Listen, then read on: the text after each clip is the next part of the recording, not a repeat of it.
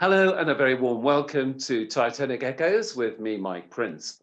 1,500 people tragically were lost on the Titanic, but today our guest is a woman who owes her life to the Titanic. And to set the scene, here's our Titanic expert, Andrew Lound. Over to you, Andrew. Thank you. Yes, well, many exciting stories occur on the Titanic, of course, and many passengers went hoping for a new life. One of the most fascinating stories is of Midland passengers who boarded the ship under the name of Mr. and Mrs. Marshall. But like many things on the Titanic, always not where it seemed to be. Mr. and Mrs. Marshall were actually an eloping couple, not a newly wedded couple at all.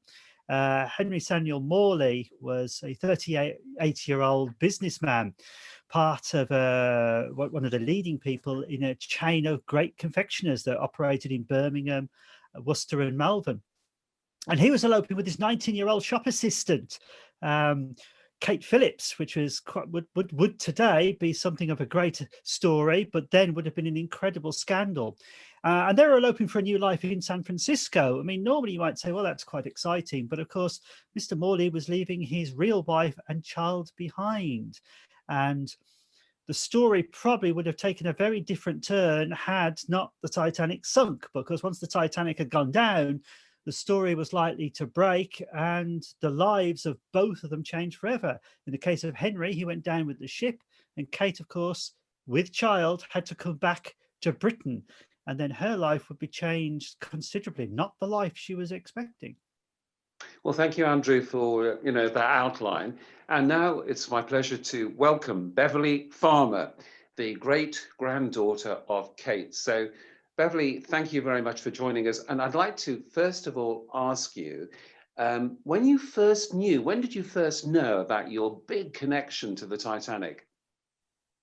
I think I was about 12 years old. I remember going to school and they were doing in history lesson, they were teaching about the Titanic, and I came home and I said to mum and dad, oh, about the Titanic, and dad turned around and said to me, he said, you do realise your great-grandmother was on the Titanic? And I was like, whoa, never. But he didn't go into detail about the story or anything like that. So that's all that I knew, that she was on the Titanic and that she survived and came off in lifeboat 11. But as you learned more about the story and the fact that it was an elopement, did the story as it unfolded shock you? It did when I first found out, but obviously when I found out about the story in this modern world, it wasn't so much of a shock for us as what it would have been many, many years ago. I just found it really interesting, and then I wanted to know more and more of why they did it, what happened. Really. Well, it's an incredible story. I mean, Andrew, back to you for a second. I mean, this sounds like the plot of a movie. In fact, does it have any echoes with the famous movies that have been made over the years, and the TV series and books? Any echoes there? Well, it's interesting because it depends who you speak to. If you speak to Titanoracs, they say, "Oh yes, the whole scenario of certain films were actually based around this story." Then, when you talk to the directors, they say, "No, they weren't." So I think the answer is no. But the story of an elopement on the Titanic, they weren't the only couple eloping on the ship. Let's be honest with this. But the one we focus on is in the Midlands, and it's quite common for elopements to have taken place on ships. So the story itself is one which is traditional, if you must say, people running away. This one particularly hasn't been picked up and used directly for any scenario. It's sad because I would have thought, actually, but I'm biased, obviously, because my writing books myself, is that it's a story that does lend itself actually to a whole story about both the Morley and the Phillips family, actually, because there is actually quite a good story there. And I'm quite surprised no one has actually picked the reality of the story up rather than turning it into something overblown and fanciful.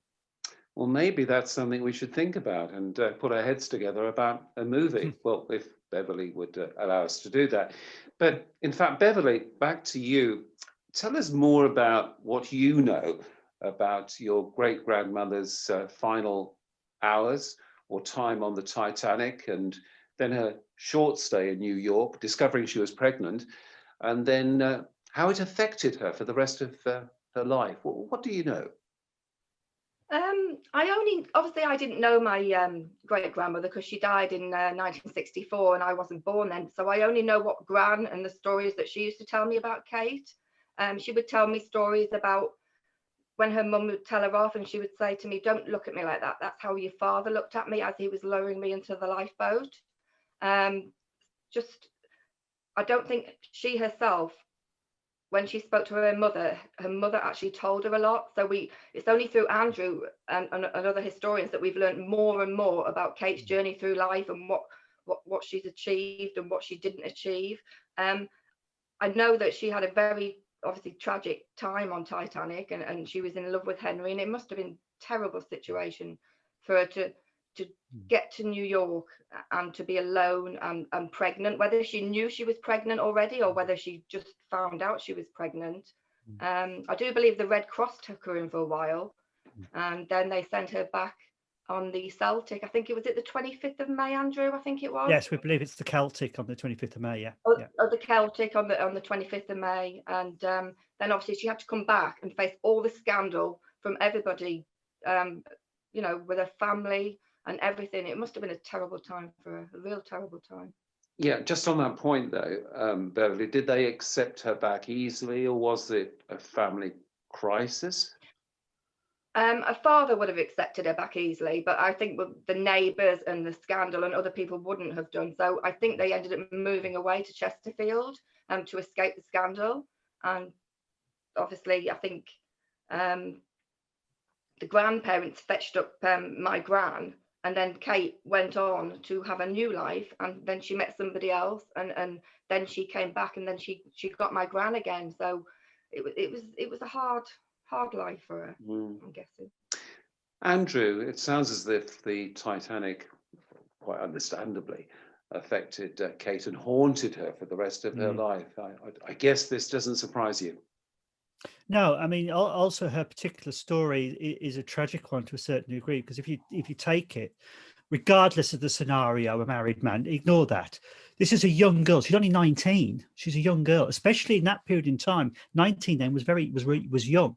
She was in love with this man, and she was going away for a new life in San Francisco with him. That was the final destination for the going.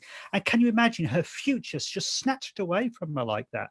And again, having to face, especially Worcester, incredibly conservative town, and especially the street she was which was brought up in, because the Phillips family were known to the Morleys anyway, which would have made it incredibly worse.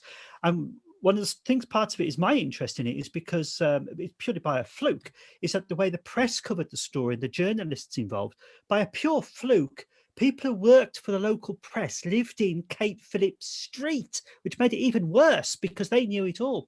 But the fascinating thing about that is today the press would jump on it and they would publish pictures and they would go wild on it. They didn't then. The press was terrifyingly restrained and had a great deal of decorum.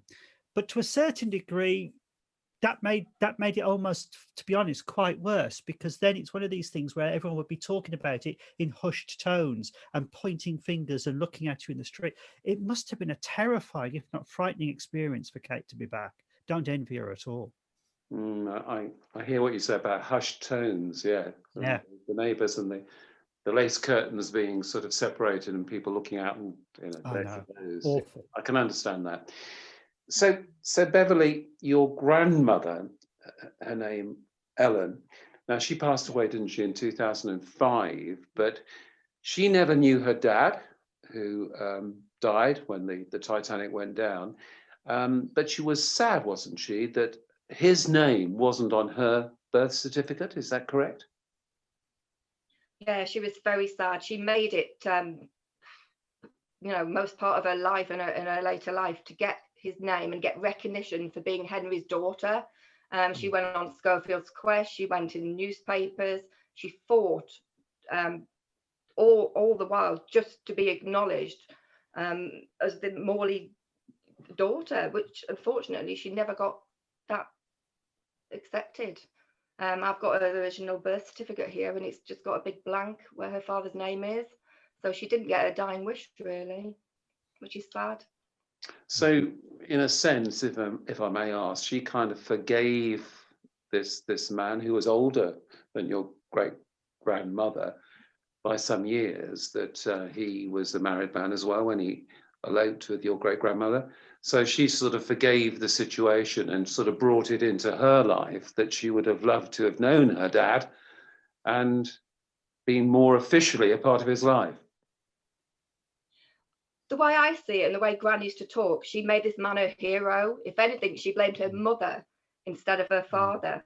Oh, that's This interesting. man this man became a hero that she just idolized, and she wanted to be acknowledged as his daughter.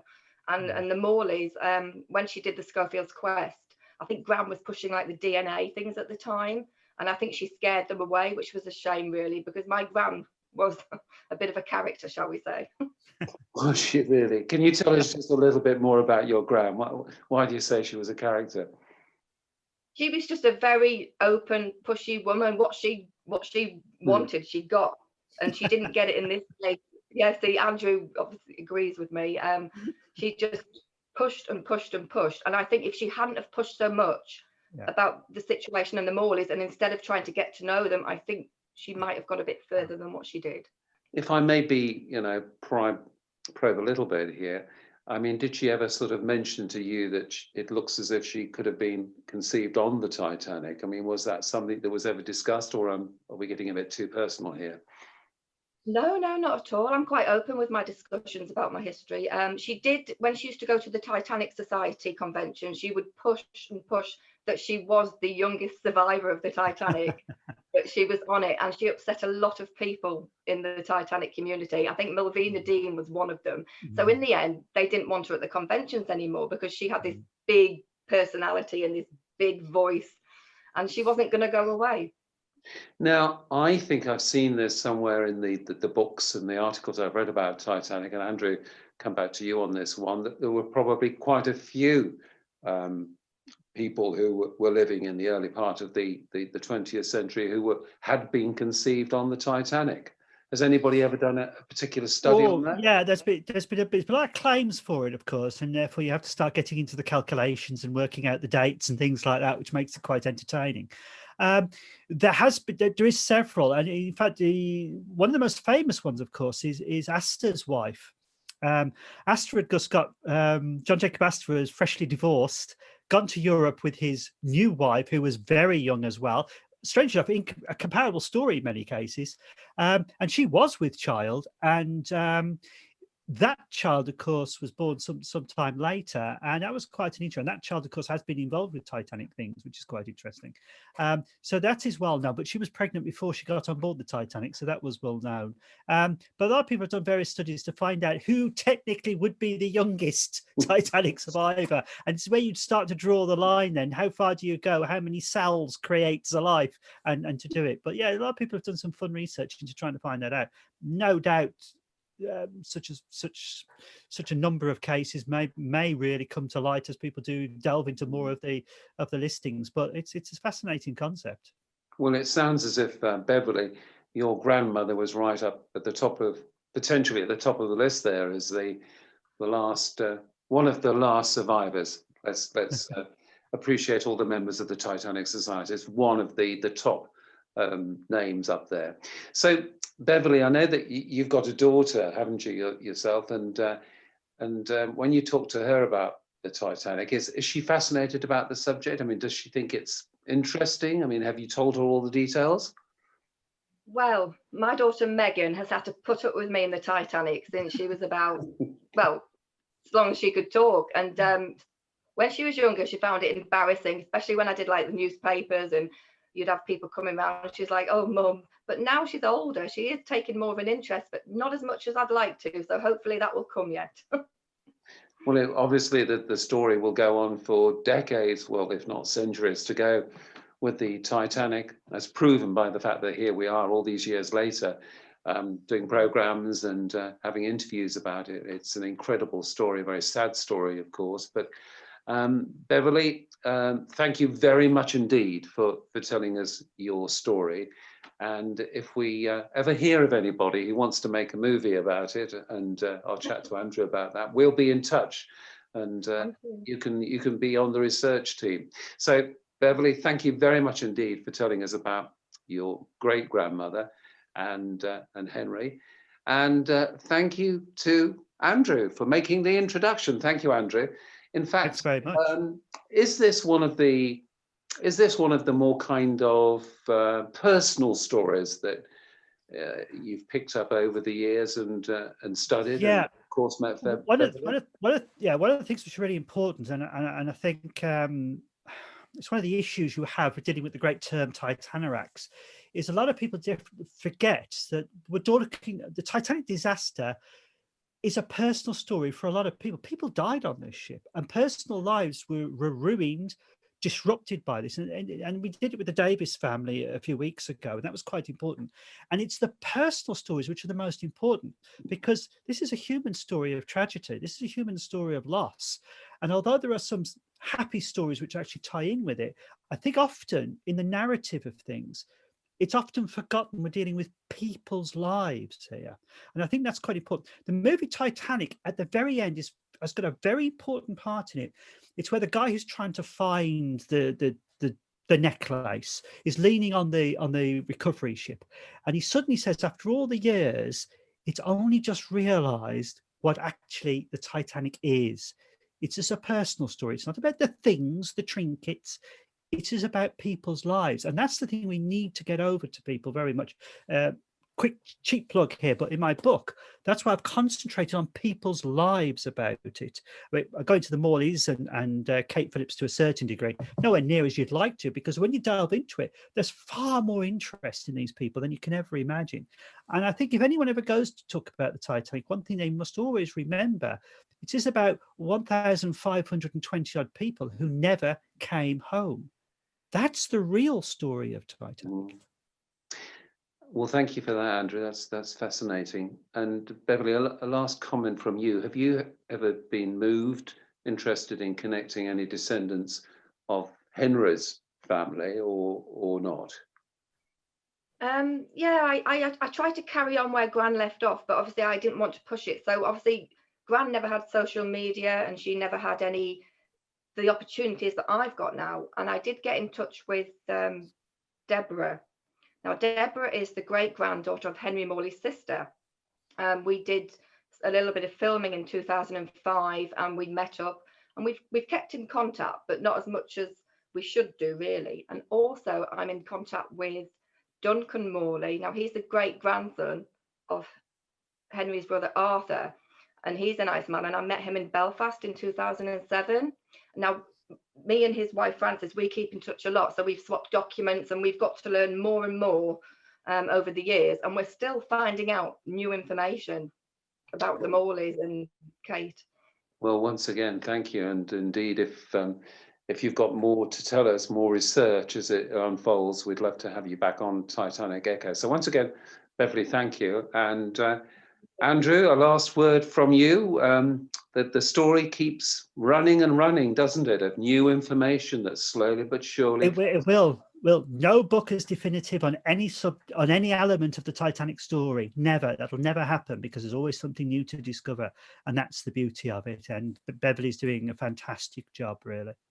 Well, once again, my thanks to both of you, Beverley and Andrew. So a love story and a tragedy in the Atlantic, and we hear about the descendants and how they've thought about it and treated it over the years. Thank you very much indeed for watching this edition of Titanic Echoes TV. We'll see you again soon. Thank you.